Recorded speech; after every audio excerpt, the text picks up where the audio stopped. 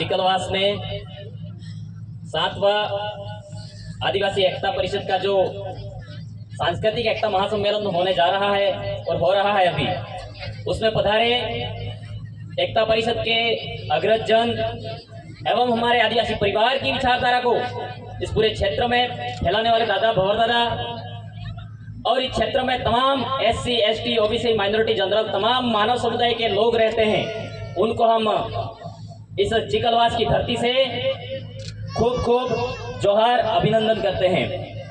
बड़ी खुशी की बात है कि मैं 2 मिनट में ही अपना वक्तव्य खत्म कर दूंगा। आप लोग इन महापुरुषों को देख रहे होंगे और ये सोच रहे होंगे कि इन्होंने क्या किया और क्या करना है हमें, लेकिन ये महापुरुष अभी ये लोग हैं, ये हमें हमारी छवि में फिट करना होगा, तब जाके हमें आज़ादी मिलेगी। साथियों, ये सोचने का बड़ा विषय है।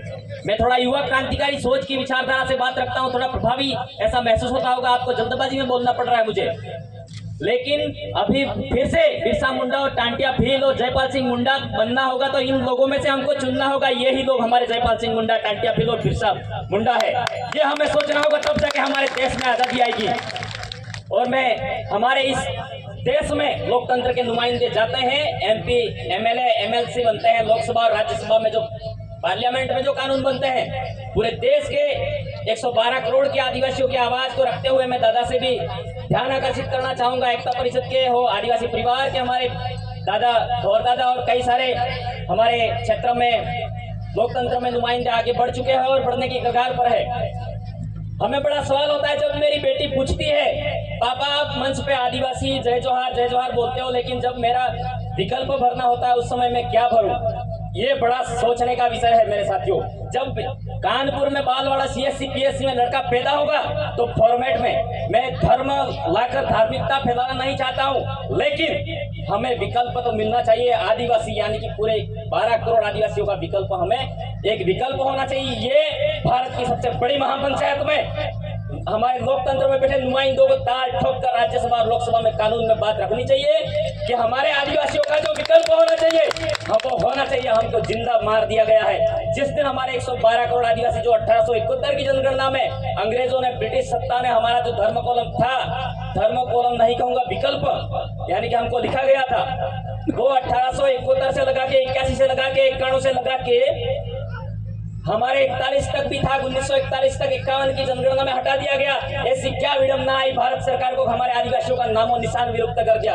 हम चिल्लाते हैं आदिवासी बैनरों पे, पोस्टरों पे, सब जगह चिल्ला रहे, लेकिन जब ये हमारा आदिवासी विकल्प लिखा जाएगा इस पूरे विश्व में आदिवासी फिर से आजाद हो जाएगा। मैं ये कहना चाहता हूँ मेरे साथियों।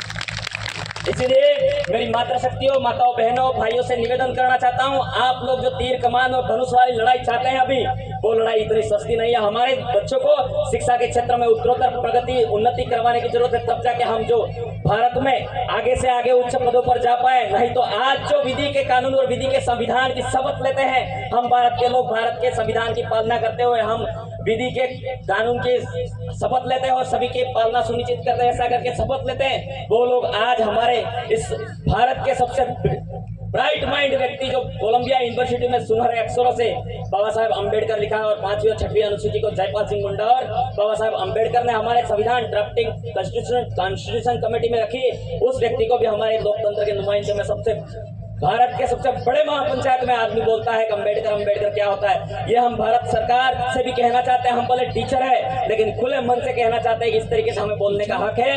इस तरीके से हमारे संविधान से देश चलता है, लोकतंत्र से देश चलता है, तो हमें इस तरीके से नहीं कहना चाहिए। संविधान है तो देश चलेगा, संविधान है तो कानून चलेगा, संविधान है तो हम भी संविधान की पालना करते हुए, हम लोगों को किसी से उलझना नहीं है। हमारा मसला है वो किसी जाति से, किसी धर्म से लड़ाई नहीं है। हमारा संघर्ष हमारे अपने लोगों से है, हमारे भाइयों से संघर्ष है। बात यहाँ उठ रही है कि हम लोग किसी दूसरे जाति की बुराई कर देते हैं, हमारे वाले लोग तालियां बजा देते हैं, किसी दूसरे कौम की बुराई कर देते हैं, तालियां बजा देते हैं, लेकिन हमें दूसरे समाज की बुराई नहीं करनी होगी। वो लोग दूसरे 10 बजे रात को मशीनों से पैसा गिनते हैं, हम लोग रास्ते में ही जाते हैं। तो मैं माफी चाहूंगा रावत साहब को, मैं इनका छोटा भाई हूँ अजय, इन्होंने भारत यात्रा में भी मेरा बहुत साथ दिया है, रतलाम में भी, और काफी मैं इनका शुक्रगुजार हूँ। आपका छोटा बेटा होने के नाते युवा जोश से तो बोल गया हूँ, माफी चाहूंगा। फिर से पुनः मुझे ऐसा बोलने का सौभाग्य प्राप्त हुआ। और दादा एकता परिषद के भी है, मैं बहुत नमन जोहार करना चाहता हूँ। लेकिन फिर से मैं कहना चाहता हूँ, आपके भारत भारत की पूरी कमेटी बैठे, उसमें आप ऐसे सलाहकार कमेटी बैठे, उसमें हमारे आदिवासी विकल्प भरे, ऐसा स्टेटमेंट